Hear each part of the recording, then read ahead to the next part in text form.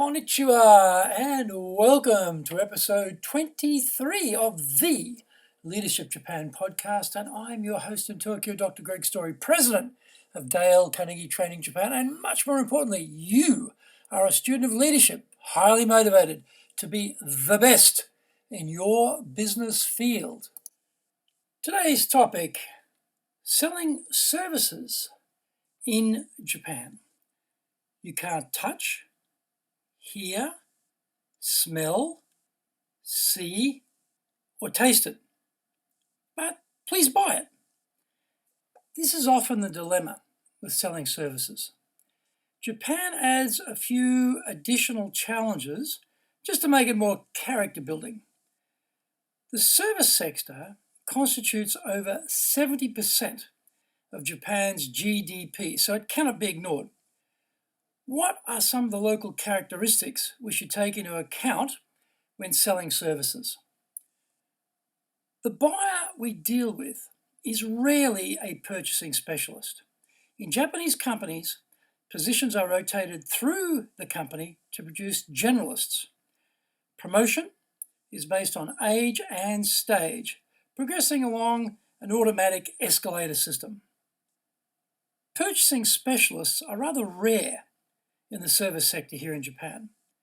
Training in Japanese companies is usually focused on OJT, on-the-job training, so that the limitations of the past are preserved for each successor generation on into the future.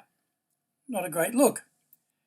Your buyer counterpart usually has a university degree, but invariably majored in varsity club activities, arubaito, that is to say part-time jobs, and having a good time rather than studying.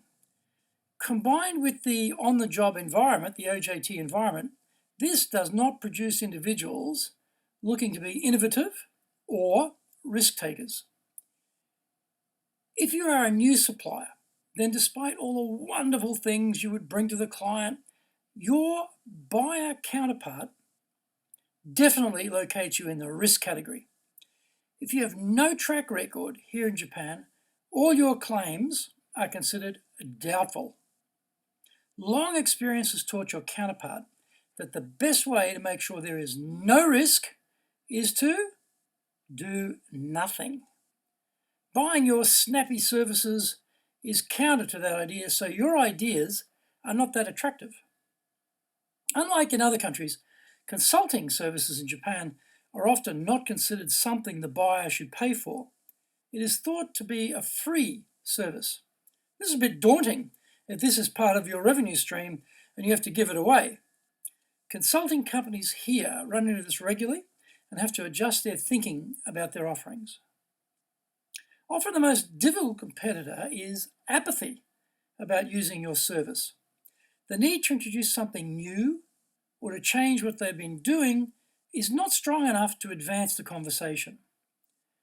A second strong competitor might be an internal team already providing part of the service offering. They fear for their jobs, so do their best to keep you out, even though what you bring to the client would improve the competitiveness of their operation. A third potential competitor may be the existing supplier. The trust has been built in the relationship over many, many decades. Japanese companies generally prefer the devil they know to the one they don't. With such a set of intangibles revolving around the service offering, the capacity to apply any leverage and wedge your way in can be challenging. Unhelpfully, the buyers are moved every few years as they rotate through the various positions in the company. That person you have educated about the service you provide and who's been buying gets moved and replaced by someone who has their own networks or who wants to do things differently. Neither of these options involves you, unfortunately, and so you have to kiss that business goodbye until the next rotation. Of course, the reverse works in your favor, sometimes as Mr. or Miss Rude and Unhelpful gets shunted off elsewhere and someone useful turns up. On balance, though, the moves are usually more painful than helpful. Depending on the size of your operation, the media in Japan may be something you can use to get the message about your service out there, or it might just be too expensive. Larger companies have better leverage opportunities than small operations when it comes to haggling over the ad price. Establishing brand awareness relies on sustainability. Spot activities may work, but usually water on rock continuity is what is required here in Japan, and that is expensive in this country. PR may be a better alternative. You might think that improving your sales effort is the answer to overcoming all these character building challenges I've listed. Sadly, your own sales team may also be poorly skilled and poorly led. Very few salespeople are properly trained, and if on-the-job training has been their total curriculum, then they will likely be underperforming. If you have inherited them, you probably expected them to know what they're doing and that their sales manager is competent. That is way too generous, I would suggest. It might be a good time to audit the team and just check those assumptions. Dale Carnegie Training Japan, we do a lot of sales training across all industries, including services, and often the foreign company president struggles to understand why sales are not satisfactory. The answer is usually the salespeople have relied on relationships and brand to make the sale rather than applying any sales acumen. They're Japanese, so they know what they're doing, is the thinking. Well, good luck with that one.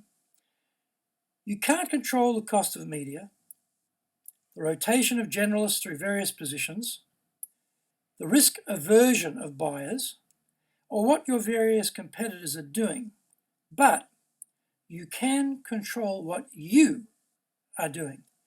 Take a cold, hard look at your sales manager and your sales team and really dig into how they are approaching the sale. You may be very surprised.